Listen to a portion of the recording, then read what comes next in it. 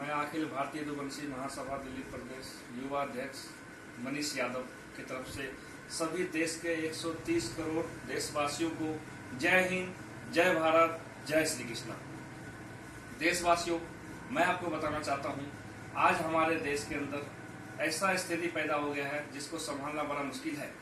आज तीसरा लॉकडाउन आज से जो चालू हुआ है, देख रहे हो हमारे लेबर क्लास के लोग, जो मजदूर भाई है, किसान भाई है, जो अलग अलग स्टेट में जो फंसे हुए हैं। आज आप देखे होंगे गुजरात के सूरत में मजदूरों के ऊपर लाठी चार्ज हुआ, और भी छत्तीसगढ़ में वहां भी लाठी चार्ज हुआ। देश के प्रधानमंत्री से मैं कहना चाहता हूं, प्रधानमंत्री जी, ये जो लेबर क्लास के लोग हैं, जो मजदूर भाई है हमारे, ये हमारे रीढ़ की हड्डी है। अगर इस देश का तरक्की है तो सबसे बड़ा अहम रोल जो है इस मजदूर भाई का है। अगर आज हमारे मजदूर और किसान भाई अगर मेहनत ना करे, आपके तरह ही अगर मान लो या किसी सरकार के तरह वो अगर हुक्म चलाए, तो मैं कहता हूँ ये देश नहीं चल सकता। क्योंकि ये देश के अंदर एक ऐसा अकाल पैदा हो जाएगा, अगर मजदूर और किसान पीछे हट गया तो मेरे हिसाब से क्या पूरे देशवासियों के हिसाब से भी कोई जिंदा नहीं रह सकता।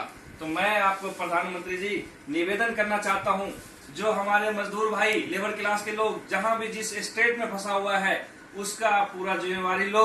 उनको खाना पीने का इंतजाम किया जाए, उसको घर तक छोड़ने का इंतजाम किया जाए, और जो है कोरोना का जो टेस्ट है उसका फ्री में किया जाए। क्योंकि आज वो बेचारा नौकरी कर रहा है कहीं पर, उसका नौकरी भी छूट चुका है, ना उनके पास रहने की साधन है, ना उसको अपने घर जाने की साधन है। उसका व्यवस्था आज कौन करेगा? ये हमारे प्रधानमंत्री जी, आपका फर्ज है, क्योंकि आप देश का प्रधानमंत्री हो।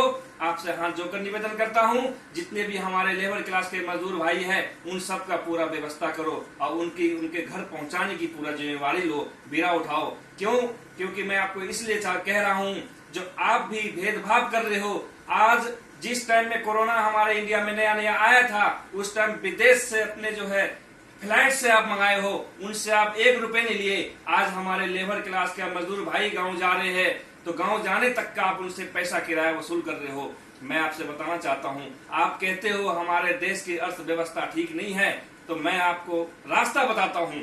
जो आप अपने सांसदों का पेंशन खत्म करके, आप जहां जहां भी पूरे देश के अंदर विधायक है, सब विधायकों का पेंशन खत्म करके आप उसको अर्थव्यवस्था में लगाओ।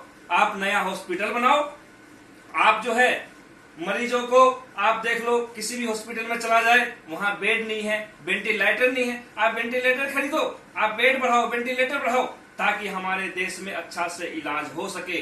जब अमेरिका जैसे पावरफुल लोग वो अपने मरीजों का इलाज नहीं करा पा रहा, तो हमारी तो औकात क्या है प्रधानमंत्री जी? हम अपने अर्थव्यवस्था पे और हॉस्पिटलों पे और जो भी हॉस्पिटल पे जो भी सुविधा चाहिए उसको आप बेहतर ध्यान दो। और मैं आपको बताऊं, आज आप देख लो जो दारू का ठेका खुला है, इस ठेके से इतना महामारी हुआ है। आज 2-2, 3-3 किलोमीटर लंबा लाइन लगा हुआ है। अरे आप उसको बंद करवाने क्या जरूरत है दारू बेचने की? अगर आपको दारू से अर्थव्यवस्था ठीक करना है, आप उसको ऑनलाइन चालू कर दो, लोगों को घर पहुंचा कर दो। जैसे कि हमारे माननीय मुख्यमंत्री केजरीवाल जी कह रहे थे, हम सारे सुविधा ऑनलाइन कर दिया है, राशन तक भी हमने ऑनलाइन कर दिया है। मैं कहता हूं माननीय मुख्यमंत्री जी से, मुख्यमंत्री जी, ऑनलाइन आपने उस टाइम किया था जिस टाइम में जरूरत भी नहीं था। आज हमारे देश को सख्त जरूरत है ऑनलाइन का, ताकि लोग कम से कम बाहर निकले और उनके घर तक सामान पहुंचेगा तो कोरोना का बीमारी बहुत कम फैलेगा। आज मैंने देखा दारू के ठेका पे जो लाइन लगा हुआ था, कोई डिस्टेंस नहीं था, किसी के पास मास्क नहीं था। उसके पास अगर 5-6 भी उस लाइन में अगर मरीज कोरोना का होगा, तो आपको पता है पूरे देश के अंदर इतना महामारी हो जाएगा, लाखों आदमी में कोरोना फैल जाएगा। हमारे देश संभल नहीं सकता प्रधानमंत्री जी। अगर देश को संभालना है तो आप सबसे पहले दारू के ठेका पे बिल्कुल बंद करने का बिल्कुल निर्णय लो, ऑनलाइन चालू कर दो, और हमारे मजदूर भाइयों को, लेबर क्लास के लोग को घर पहुंचाने के इंतजाम करो।